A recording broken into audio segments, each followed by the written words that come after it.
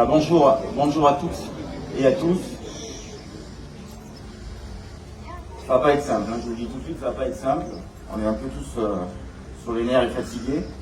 Mais je vous remercie en tout cas d'être présents aujourd'hui. Alors, c'est l'appel d'Ali Lisnard, hein, le président de l'Association nationale des maires de France, qui a demandé à cet appel, et je trouve qu'on va le soutenir pour cela. Donc on va le faire en deux temps. Le premier temps, je vais lire le texte effectivement de l'appel des maires de France. Et dans un deuxième temps, je dirai quelques mots concernant notre commune à nous.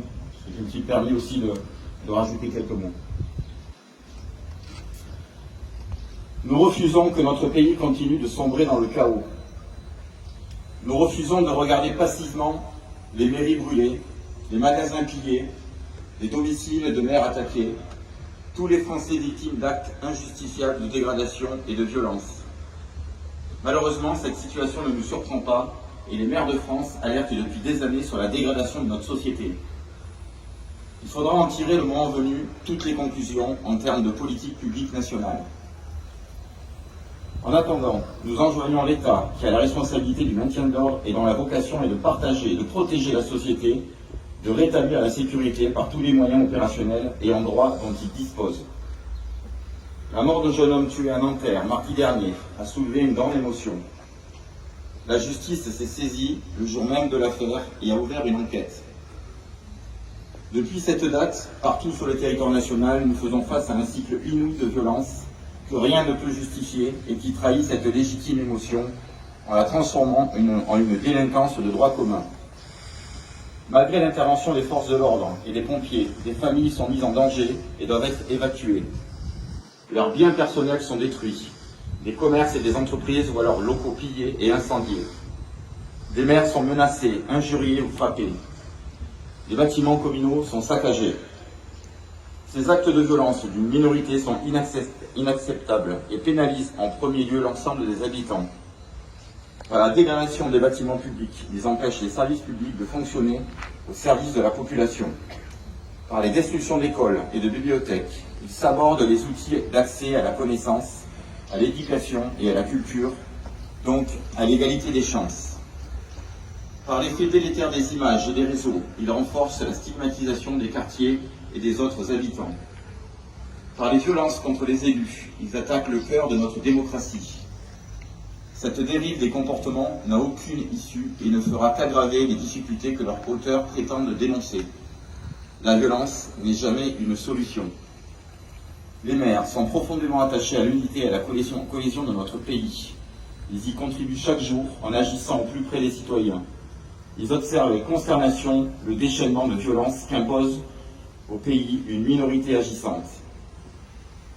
Mais ils ne s'y résignent pas et sont résolus à s'y opposer. Les maires de France appellent donc d'abord l'État à rétablir l'ordre républicain. C'est sa responsabilité pleine et entière. Il ne peut y avoir de justice sans ordre. Les maires de France appellent ensuite à une mobilisation civique de la société pour le respect de la République et de la France. Chacun doit y prendre sa part dans la responsabilité et le calme pour que le dialogue puisse reprendre. À nous, maires, il appartiendra de tirer lucidement les leçons de cette crise, d'en décortiquer les ressorts profonds, de retisser les liens brutalement rompus et inlassablement de construire la cohésion dont notre pays a tant besoin. Vive la République et vive la France.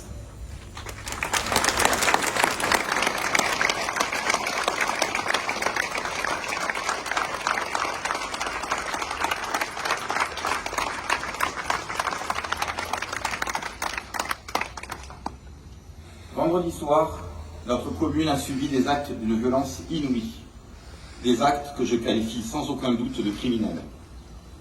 J'ai beau chercher, je ne trouve aucune excuse, aucune raison valable à ce chaos, mais seulement un prétexte. Je vais d'abord avoir une pensée pour tous ceux qui ont subi de plein fouet cette nuit de violence. Les commerçants, notamment ceux de la Sardaigne, que nous accompagnerons au mieux. Les habitants, dont les voitures ont été brûlées ou dégradées, ou d'autres ont perdu un certain nombre de biens.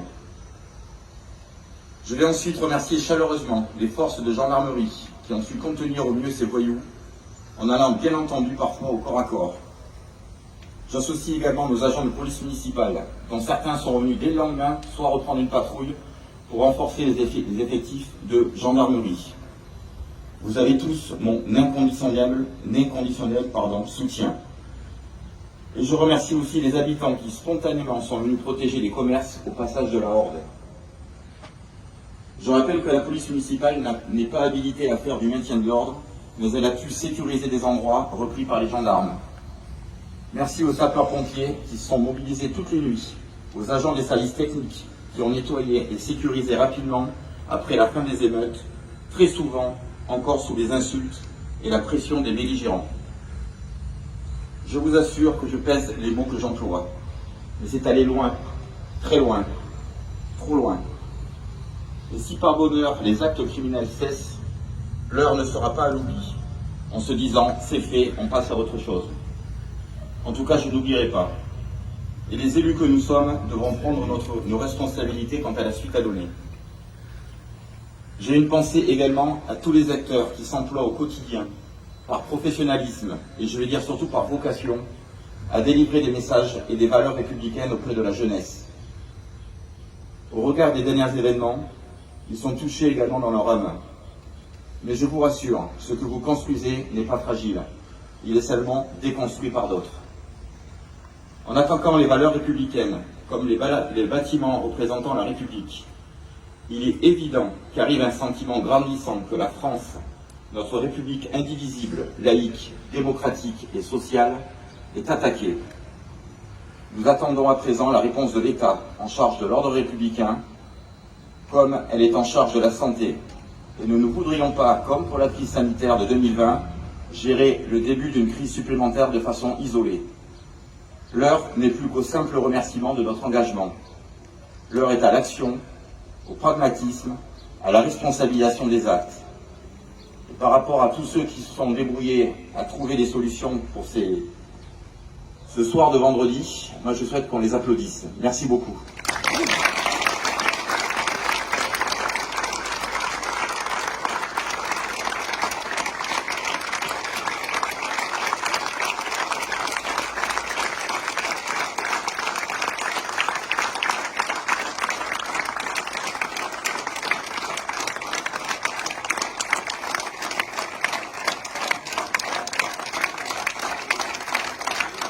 Merci beaucoup. Écoutez, je vous propose de finir simplement par une acapella, par une Marseillaise. Merci. Allons enfants de la patrie, le jour de gloire est arrivé. Contre nous de la tyrannie, l'étendard sanglant élevé.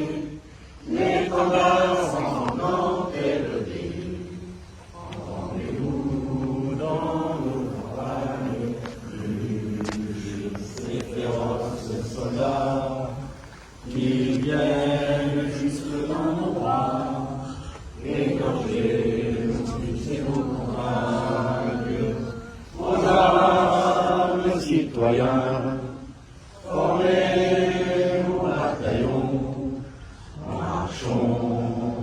Marchons, car